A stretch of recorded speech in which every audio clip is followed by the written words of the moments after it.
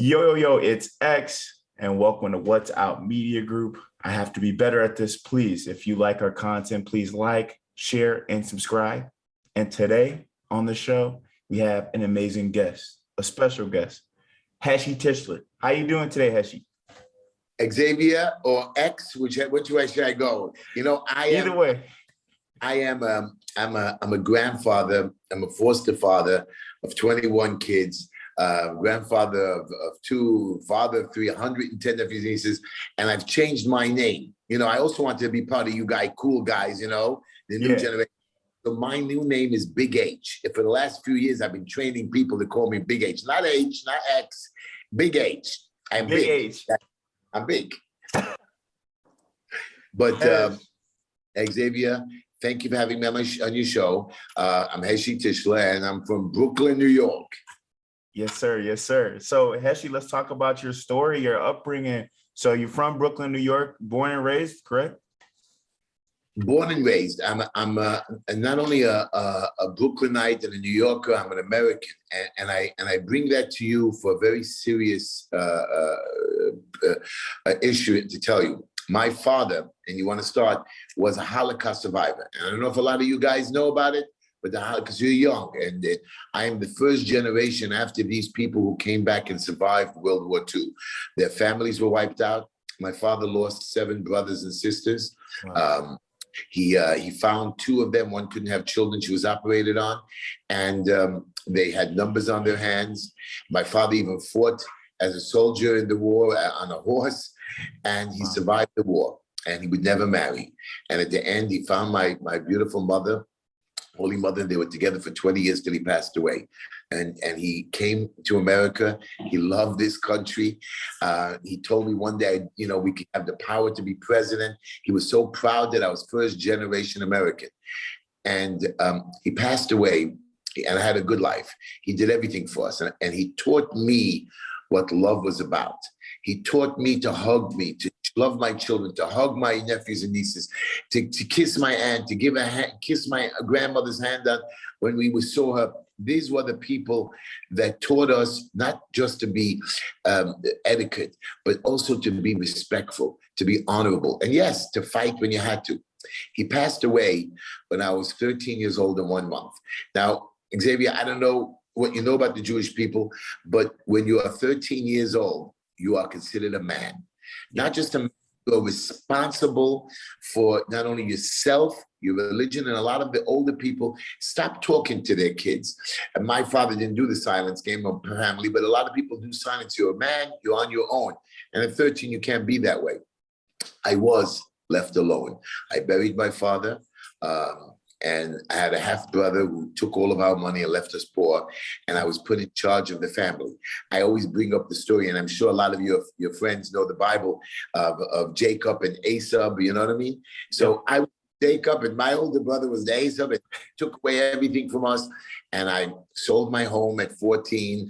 I invested our money back in the 70s, and I helped my mother to rebuild her life with my 2 younger brothers and sister. And through those years, I learned what it is for a young man to be on the streets, to have holes in his shoes. Sometimes for dinner, I know you're gonna laugh at me, our favorite dinner was, we got a slice of cheese, ketchup, 2 pieces of 1-day-old bread. When we got fresh bread, it was like a score. My mother and me, we used to laugh when we got a fresh bread and we sat together. Excuse me, people call me in and bother me all the time, sorry. You're fine. And Mom was a good woman. She put up with 2 young, I married them off. I took care of a lot of young friends of mine who had issues of drugs and stayed by our house, and I took responsibility. And when I married my brothers off, I was going to travel the world. And I did a lot of community service, helped kids in jail. I started my own business at 21, finished college. Excuse me again, I don't know. You excite me, Xavier, all your friends, you make me crazy. But my beautiful woman, Linda, found 32 years ago. And I say she tricked me into marriage, but really I got the better part of the deal. But, and we continued, and I told her, I said to Linda, my wife, I have done community service and I wanted to travel the world, but if I'm going to stay, we have to continue serving our community. I believe my father wanted that. I believe as a religious Jew, I lost faith in God a few times, but he's always shown me the way back. Now, I'm not telling anybody to believe in God, the Bible, and so on. I actually lost faith, like many young men. And I saw a lot of my friends, some committed suicide, some did drugs, some went through some terrible times. And I always worked and fought and helped others. And when my son was born, my first son, he was born at home and I delivered him. And I saw the miracle of God. I saw that God says, hey, I'm in charge of this world. I took, but I gave you back. And of course, my son is named after my father. And that is pretty much my life over the last 40 years when I look back. That did not only the devotion of your fellow man, because I've seen people with abilities, Xavier, that are powerful. Guys who could build websites, machineries, carry stuff, build buildings. I was a builder for many years, developers. I saw guys do stuff that I couldn't even think of, the science of plumbing, the way they make things work when I had issues. And of course, I'm a problem solver. So I was pretty good at taking all these guys with their special talents and put it together. And I learned this very special quote. And here's something for all your listeners. It's not the ability you have, it's the responsibility that you have. Having the ability to do things and not being responsible for getting it done is not acceptable. Opening up a business and not being responsible to pay your workers, or making sure that the business is going, or showing up every day even though the workers don't come, or thinking that it's just going to come easy. It's not a work like that. I'm a volunteer in the hospital for over 30 years. Do you think I don't want to take a day off or not go in or get depressed or see a bad day of people dying? I do, but you must wake up the next day 4:30. You must be there at 6 o'clock, because if I give up my responsibility and so many others do, things stop. And I've learned that, and I have 21 foster kids, and a lot of people say, well, you only heard Jewish boys and girls. Well, let me tell you something. I had a Muslim girl live by me for 4.5 years till she married someone. I don't like her husband, by the way. But she's a lawyer to this day. She calls me Sainty.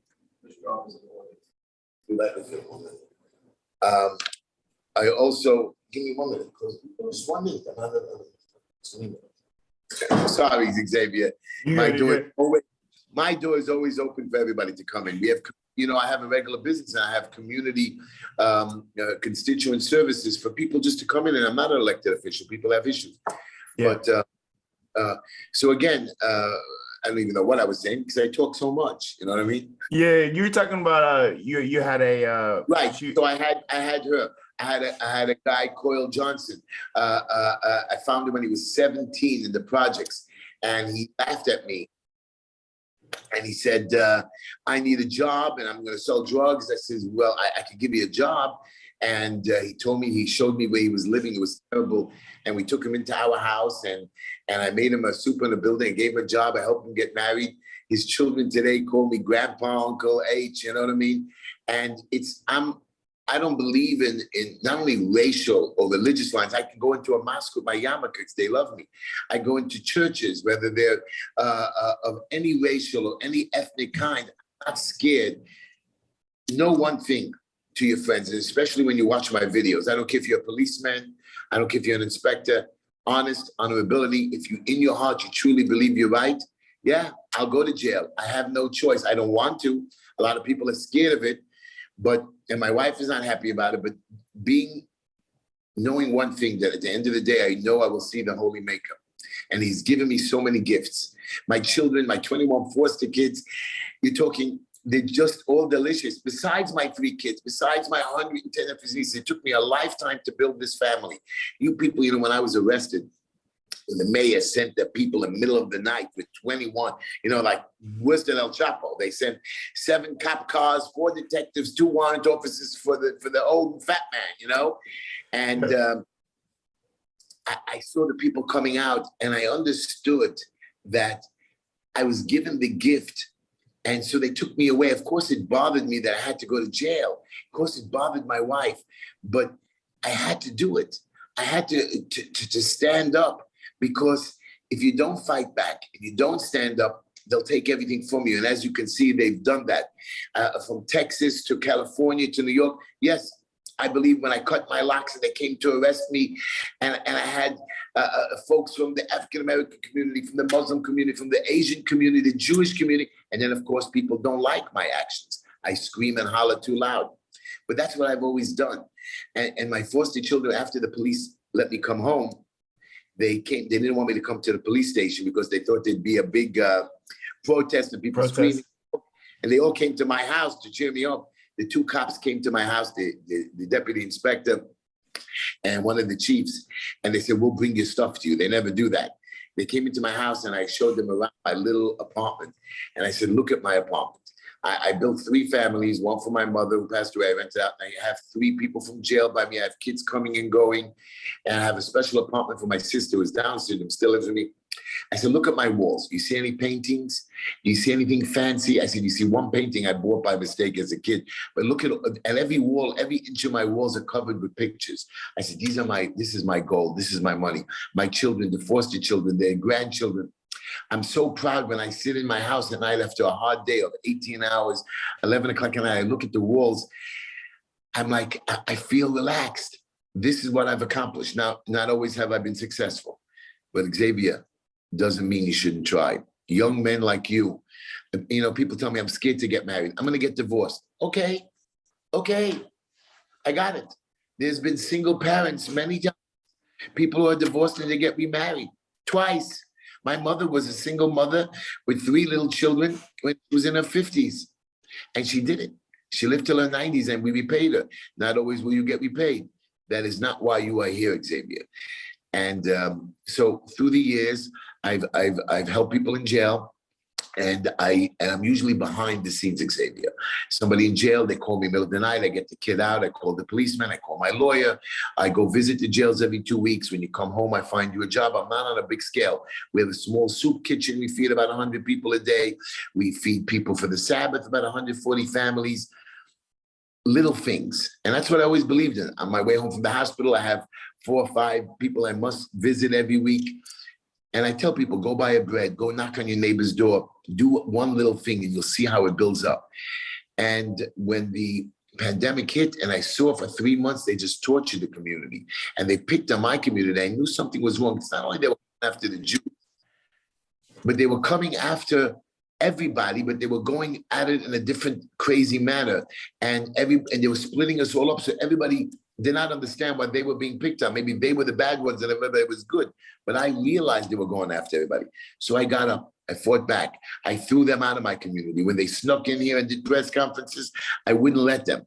Yes, I have people who have prejudice, who think bad about others. I can't stop. I can't control everything, but I try.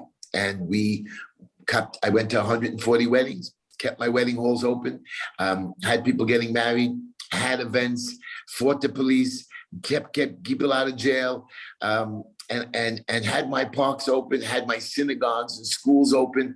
It was tough, a lot of pressure. And it got to my family. Don't think for a moment my wife wasn't affected by it. The children, the people who work with me. Again, if that is your goal of only having it for yourself. So again, I'm behind the scenes. I've only come forward the last 4 years because I see that if you don't scream back, they just keep squashing and crushing you. Yeah, Xavier, You get drowned. Yeah. A guy like me, yeah, you won't get me. I can beat you one-on-one. But what about the rest of the people? And if you don't care about them, you will get crushed. So I do fight for others. And I know sometimes they fight for me. And I'm proud of all the young people and I'm proud of your generation. And I want you just to remember my quote again. It's not your ability. It's your responsibility. You can do so much more. I have so many talented people around me. My business, I take people out of, I have a homeless girl who was living in a homeless shelter, and now she's one of my lead drafters.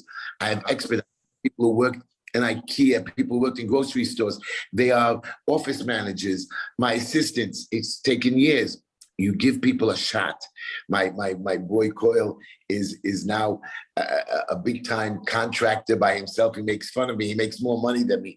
I'm so proud of him, the dumbbell. He doesn't give me any.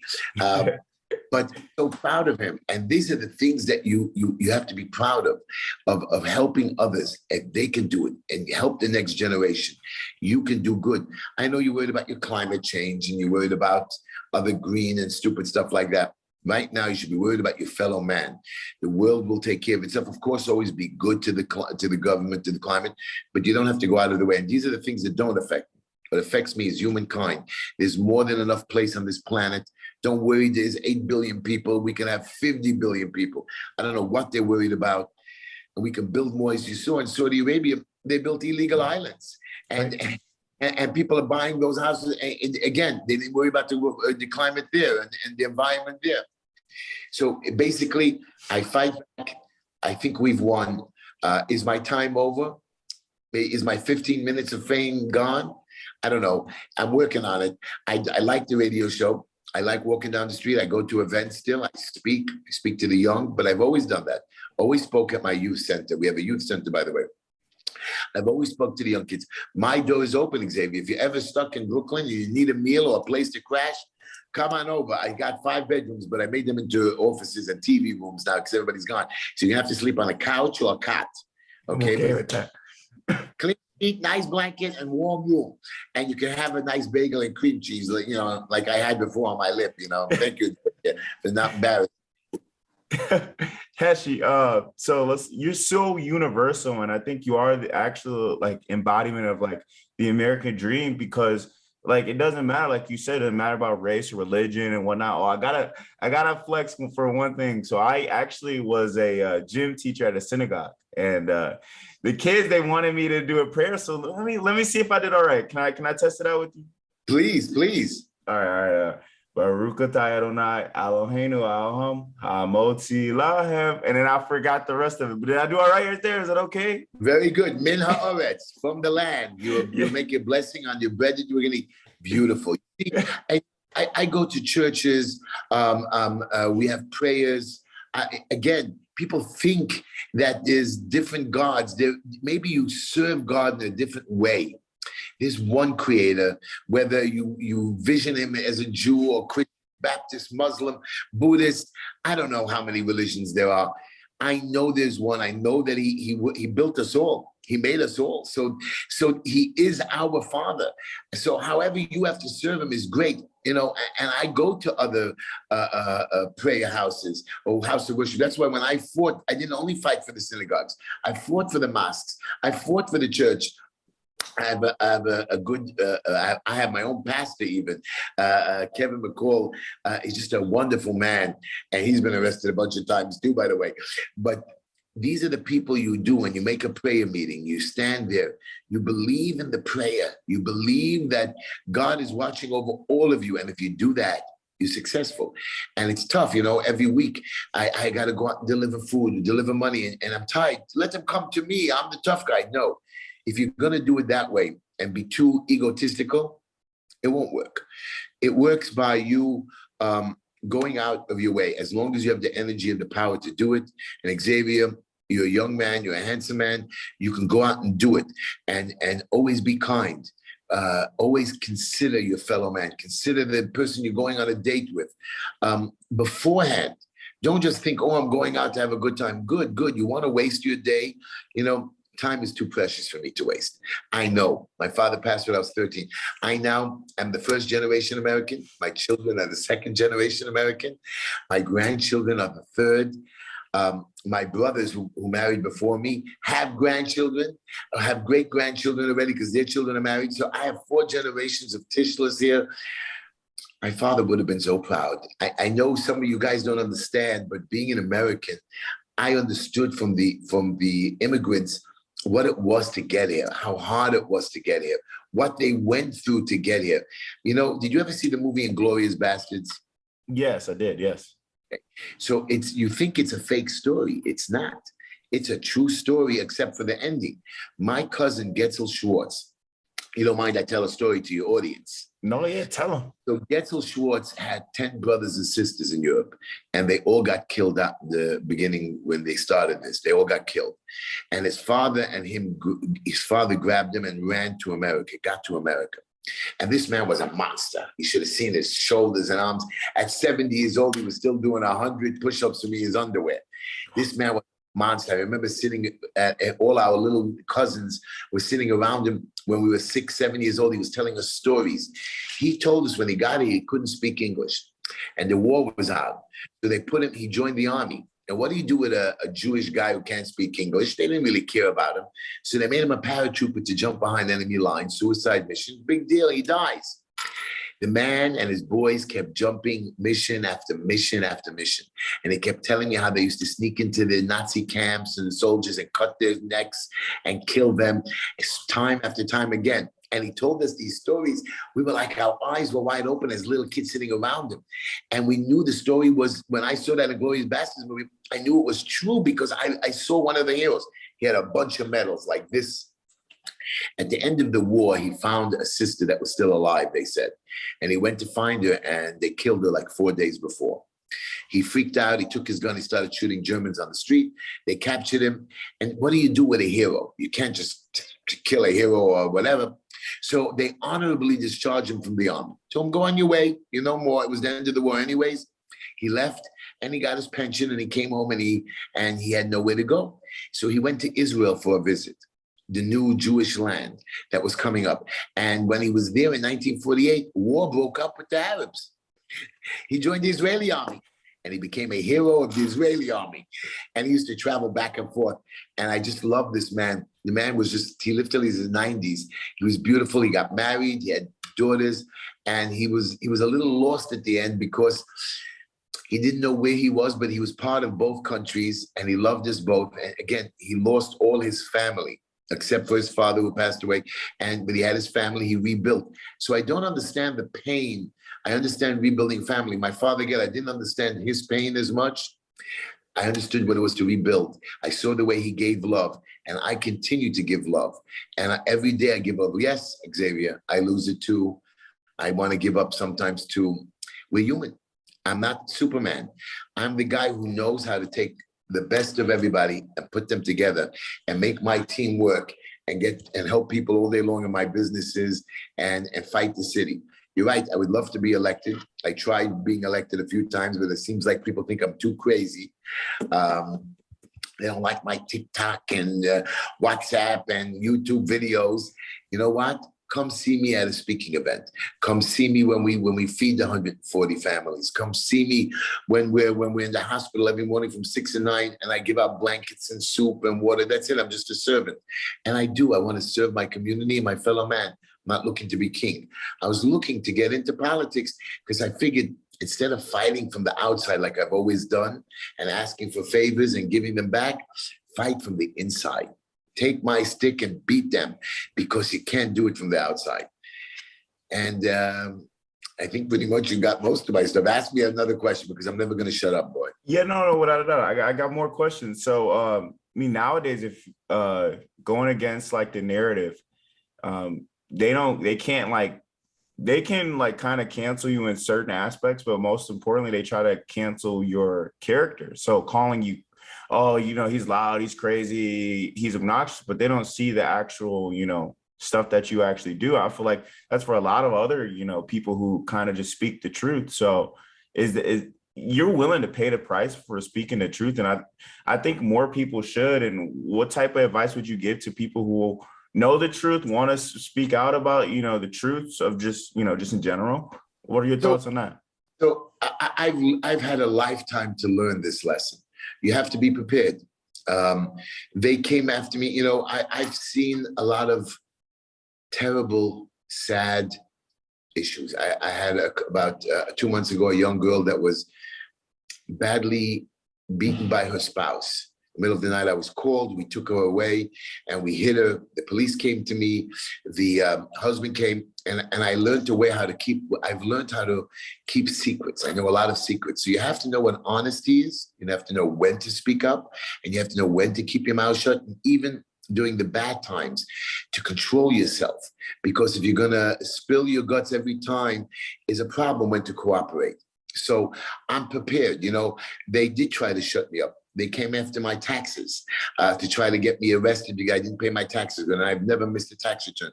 I've prepared myself, learning how to do taxes, going to the accountant. Not everybody could afford it. Reviewing it, re-reviewing it. They found on me when they just redid my taxes. They came to me.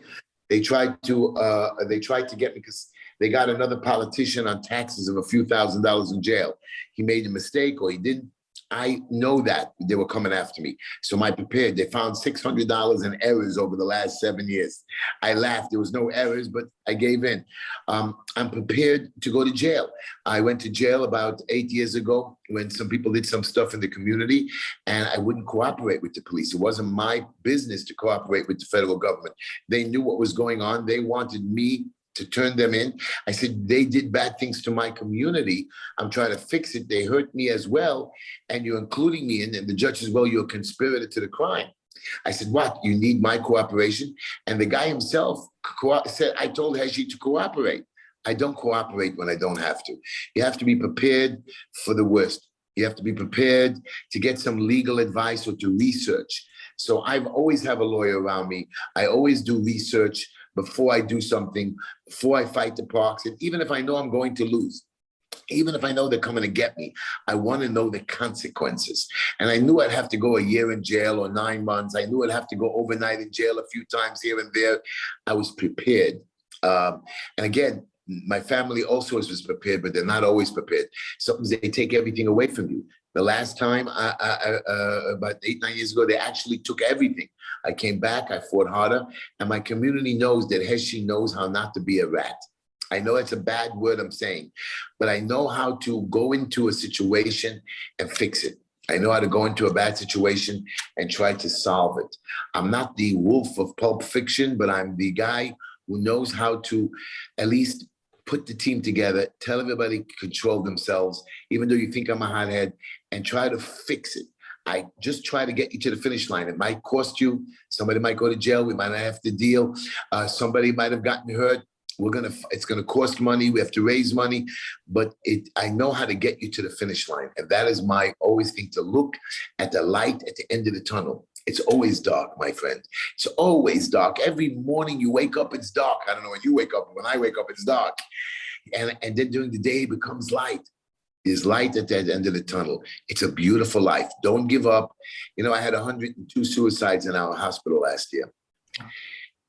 I don't know what to tell you, how sad I am. And don't tell me it was only Jewish boys. It was right across the board, men, women, young mothers, people that we didn't help, people that we ignored. One kid lit himself on fire 1.5 years ago in front of our youth centers. Maybe we ignored him too much. Maybe we didn't pay attention. So many issues that we just don't think we have the time for. Everything we have the time for. So what I tell people is be prepared. I'm prepared. You're right. I'm an older dude. I'm 58 years old. Hey, man, I was part of the computer scene in the 80s. I've kept myself hip. I don't know how to maybe do such great websites. I know how to edit my own videos, by the way. You have to understand, I don't know how to spell so well. So we have spell check. You know, we have people to help us and guide us. Use the talents that are out there.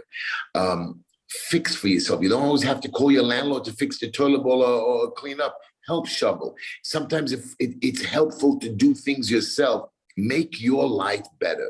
And that's what I did. I was a tenant and I learned how to fix my apartments. I learned how to buy a house and fix stuff up. I learned what it is to be a landlord. I learned what it is, you know, to eat 2 pieces of bread and cheese. Me and Linda, when we got married, we slept on the floor on a mattress. And I told my wife, I said, Linda, I'm broke, baby. We're sleeping on the floor. And she said, I don't care. I love you. Me and Linda have a deal. We fight a lot, me and my wife. She calls me names. We fight about money, the children, the house, the cleaning, even the dishes. I don't know why I have to do dishes. I hate dishes. So, but every morning I wake her up before I leave and she says 2 words to me. You're handsome. Now, she might be lying. It doesn't make a difference. She makes me feel good. I say, I love you, and I leave. And then we fight throughout the day or the evening, whatever. That doesn't make a difference. But every morning we start a fresh day together, and every night I come home, except when I'm in jail. But my point to you is try to do a little thing. Even if you're going to do something wrong, do a little research. Figure out what the consequences are. Talk to somebody. Now, you're right. Sometimes you talk to people and they repeat it, you can get them more in trouble. There are guys out there like me that listen. Of course, if I hear you're going to take a gun shooting people, I'm not going to let you. I'm going to try to stop you myself. Or yeah, I will say something like that. But there are other things that you might have done or you're going to do, and we're going to just listen, talk. Life is so beautiful every day. Xavier, you're a young man. Your friends are so nice. America was built, and I'm going to go back now. I know you don't want to hear the Constitution, the Bill of Rights. That was for you older idiots. The Bill of Rights and the Constitution wasn't built for America to create America. It was to teach you that this is a melting pot. We keep forgetting that word melting pot. It's not the Bill of Rights. It's not the Constitution. We created a land where you have these rights that you're allowed to be able to mix with others, marry other religions, marry with outside your family or who your parents choose from. It's a melting pot that remember, we are one people. Go back 100 years ago, and yes, we should be ashamed of what happened there, but go back 500 years ago. We now know that everybody's blood is the same. Everybody's children are the same. We all come out the same way. We all created the same way. Whether you're gay or you're straight, no matter what you are who you want to be. And I love this great country. Sometimes we lose focus. We forget that we're the leaders of the world, and not because we're the leaders of the world, because this great idea by the forefathers of the creation of this great country said, look, spread the word to the rest of the world. If they don't want it, no problem. It's our shores from sea to shining sea. But again, we can spread the word and other nations can join us and we'll help you. But sometimes they don't want to join. Sometimes they want to act crazy. And within our borders here, with this great country, and like you asked me in the beginning, not only was I born in Brooklyn, New York, I'm born in the greatest country in the world. And that is my gift, being an American. Wow. You don't even know how I appreciate it every day. I wear this flag, sometimes upside down, I don't know why, but it is the greatest country in the world. I love baseball. I love apple pie, as you can see. This is not a Diet Coke fix. And I love hot dogs, hamburgers, okay? So I'm the man. I'm the man because in my house, my wife loves me to be the man, and my wife is the woman. She has 2 extra letters, so she's more powerful than me at home. By the way, she has all the money, so I can never leave. Hes. I got a few more questions. Why do you think that a lot of people are not in my generation, or I hope not in my generation, but after watching some content, I have seen like people my age, they don't know what the Holocaust is. And like one of my favorite movies is, Schindler's List. Like I love that movie. Like I don't understand how people don't understand, or that's actually like that's pretty worrisome that people don't know about the Holocaust, don't you think? Yeah, I agree. And we have Holocaust museums and we have natural art museums. And the point is a lot of the Jewish survivors can only spread the word so much. Again, we had a lot of hate in the 50s and the 60s. My father marched in the civil rights. Why would we even have to have a civil rights movement? It should be equal from all men from the day that Abraham Lincoln created emancipation, whatever, Proclamation, yeah. It should go back to the beginning of the country when we started in 1776, that all men are free. That was really the idea. It should be going back 500 years ago, or 3,000 years ago, when we had nations like Greece and Rome, where they created people that were free. Not everybody had to serve their king. There was senates and governments that were able to control their people. Why haven't we used our brains through the thousands of years? Why have we killed each other? You're going back to the Holocaust, come a little future. We had so many other countries, that killed each other, that we have new war criminals. We're not learning. I don't know why we can't get it through our heads that it's you cannot hurt another person. It's just wrong. And I wish we would teach more. And you shouldn't even look at Schindler's List, which is a great, great movie. It teaches you the hate that they had, the murder, but it teaches you what evil people in themselves are able to spread fear. One guy could spread so much fear to kill millions. Go back, and there's so many movies like, there's a movie called, I think, Stalag 15 or something like that. where they had a bunch of guys in a concentration in a prisoner of war camp, and how they tricked the Germans. So many good war movies. My greatest movie of all time, by the way, is The Great Escape. Okay, I've seen it. It's like the way they used their brilliance, the way he was able to solve problems, and the way he went after, the way he explained that these Nazis, that even though it's our responsibility, even though they treat us well, we have to fight back. We have to teach. We have to show them lessons. So the lesson is not only of what they did to the Jewish people. The lesson is that they did it to everybody, by the way. We talk about the Jews, but they went across the board. They went after sick children. They went after, we had the 1936 Olympics, and they embarrassed Americans because they were of a different race. And some were Jewish in there as well that couldn't even run. It just, aren't you embarrassed that you have something that the whole world says we're going to share, and then you can exclude somebody? And even when that's one of my pet programs is special needs children. A lot of people walk by and they see these kids in a wheelchair on a special thing, or these parents that are sitting in the park because they're stuck. Those are special children. They're here, and we cannot forget about them, because if you do, some of them can do great things. We can't ever forget them. And that is our Holocaust today, that you young kids, not only you're not learning about the past, but you're allowing the past to continue into the future. Your job is to, like I told you, take care of your fellow man. Always keep your eyes open. Do a little community service. Your children do a little community service, and you pass it on. And if you make a mistake, Xavier or X, by the way, the guy in The Great Escape, the guy who ran the show, his name was Big X. Or X. So I love X. When you told me X, I loved you already. By the way, just for that, you get me to cook you special chicken cutlets. I'm a great chicken cutlet French fry man. Trust me. Okay. My mother, you're gonna, the water in your mouth. None of your friends are gonna get. Only you. I'm good with that. Hesh. I'm good with that. Big H. So you being a builder, I think like a lot of like people who have like, I don't know, have built things, I feel like they see a bigger picture that not so many other people see.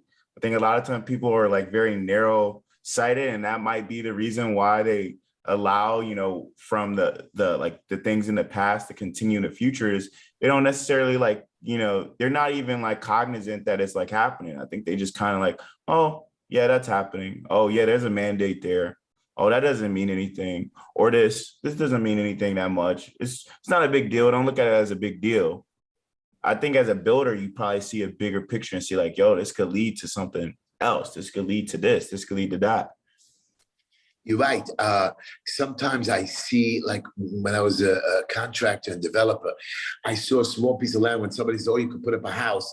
And I listened to their ideas. My team around me, we sit around and we talk about ideas, and they're all brilliant. And then I don't laugh at their ideas. I say, how can I work with their ideas and make it better? So I do envision their finished line. I do envision their finished product. And then I say, how can I improve? Not take credit for it, but lead them. And like again, I told you, a good leader has responsibility to lead, but make sure that lead them. And can I do a better project out of it? And if not, use their ideas. Listen. Keep your ears open.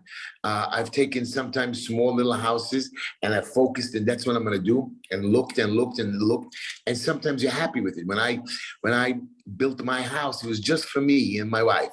And then I said, Linda, we could use the space. The zoning is different. Mom has a problem. Can I bring you in? I'll split my apartment with her and my sister. And Linda said yes. And then we figured out a way how to improve and make it better. You're right. When I first started this, the mandates and the shutdown of New York City, kids were locked up at home, special needs kids. I was one of the guys running around because I was feeding people, had my radio show, news, so I was never locked up. I went to stores. I had everything I wanted. And then I saw what they were doing to the kids on the block. So I took my driveway and I made it into a little itty bitty park. All the kids on the block, just to get out of their homes and sit on a bench and run up and down, because not everybody has a driveway by us. And then I saw kids running in the street, and I said, my son tells me, why isn't the park open? I said, well, the park has to be run. I can't run a park and the cleaning and stuff. And the city, and I called the senator and the state senator and the assemblyman, the councilman, they all laughed at me. And my son said, Pop, you're not scared, do it, open it. I said, I can't do that. And then one day I said, you're right. I got a bolt cutters, cut the lock. They closed it. I cut it again. They called the police. I researched the law. I said, you can put me in jail, but I didn't do anything wrong. It's my park. It's a state park. It's not a city park. And back and forth. And we're not going to clean it, they told me. I said, okay, we'll clean it ourselves. And the kids came. And the protest started. And then I was called to another park and another borough. And I was in a community of a lot of not Jewish, but Black and Jewish families. And I was scared, really. At that particular time, I was doing too many parks, and they were looking to get me. Yeah. Opened this park in Crown Heights, and 5 police cars showed up. I was dead meat. There was nothing I could do, no protection. I knew I was gone. And when they surrounded me, a little boy comes over to me, not a Jewish boy, smacks my hand, says, thank you, Heshy, for opening the park. Just like that. The cops stood frozen as the kids started walking in. They turned around, got in their cars. 2 of them handed me their cards. I invited them over for a Shabbos meal with their wives. And when they came over to the house, they were impressed. It was like God touched me. And just don't be scared. You know, the other day, an inspector walked into a store just torturing people. And I told him the law. I just want to see. I said, you don't have to see. If my door is open and I'm not dressed, that does not allow you to come in and do anything to me. We are free to do what we please. Don't encumber yourself or pounce on my freedom. And that's what I'm trying to tell you. It's not the Bill of Rights, Declaration of Independence. It's the whole idea of America, the melting pot. And a little idea, start. You have nothing to lose. And if it grows bigger, good. And if it doesn't, I'm happy with the small win. I'm happy with getting that 1 kid out. I'm happy with those 21 kids over 35 years, 32 years of bringing them into my home. I'm happy. I'd love to do more. I'd love to do bigger. I'd love to be dealt with bigger budgets than I'm doing now. But you know what? If you're not going to start with the small, then you won't see the big. So don't be scared to see the small. Don't be scared to be blinded. You never know what happens. And if you can't do bigger, be responsible for what you have. And that's how I do things. I've always done it that way. I remember going to yeshiva when I was in high school. A lot of kids, even though I didn't have a father, little kids were even poorer than me. Didn't have money for their laundry. And I had to go around on certain holidays and we collect for the poor. And I remember when I giving them $5 and $10, they were so happy. And like, it's nothing, you know, but sometimes you make a change in somebody's life. Like my mother, she was so happy to get not a day-old bread, but a fresh bread. And we used to lock ourselves in the car, driving around, doing business. And like, we were so happy eating that fresh piece of same-day bread. I know, Xavier, you don't understand that, but it's like, I still taste it in my mouth because it was the best time of me and my mother. That's when we really had our time. We were business associates. We were mother and son, but most of the time we were always struggling through life. But sometimes that hour of just eating that bread together and getting that pomegranate, it's called the pomegranate, or we call it a Chinese apple, for 20 cents. And I remember my mother taking out that quarter, and I knew it was hard for her, but it was back then in the 70s. But I relished it. I still taste the sweetness, even though I've bought many of them. Sometimes things are sweeter when you have love. Remember that. Thank you, Hesh. Hesh, what would you like to say? You know, you've given a lot of gems already, but what gems do you want to give to the future generation? What do you want to get to future leaders, to people who say, I might be a leader, I'm not sure though? What type of advice would you give to them, and anything else you got planned in the future? My advice to you is never forget the past. Just like you said about like Schindler's List, the Holocaust. Never forget about your elders and your generation. Never forget the good deeds that people have done. I know that you forget, Xavier, so many people you've met or interviewed or been part of. You might have forgotten so many of the good things that people have done. And they were very little, sometimes so minor, big deal, you know, something so little of a thing that he did for you. And you remember what they've done for you. I'm going to tell you one more thing, and this is my parting story to all of you. My brother passed away recently, about 2.5 months ago. He was about 30 years older than me, 20-something years older than me.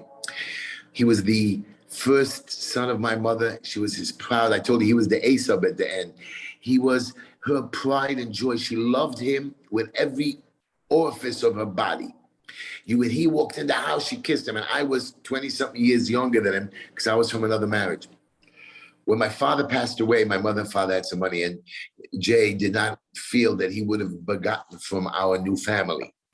And he sat down with my mother. I remember I was 13 years old. He said, look, these boys are little, 13, 12, 11. You have a Down syndrome daughter. Give me everything. I will run your businesses. I will take it over. Let me handle your bank accounts. And when the kids get 18 and 20, I'll put them through college. I'll help you and we'll put them in and you'll give me a piece of the action. And my mother trusted him blindly. And over the next 3 to 4 years, he took it all. He stole it all. He took everything away from us. Our money, our cash, our buildings. He couldn't take our house, and we had a building that was getting in trouble. And like I told you, I took care of it, and I rebuilt our family.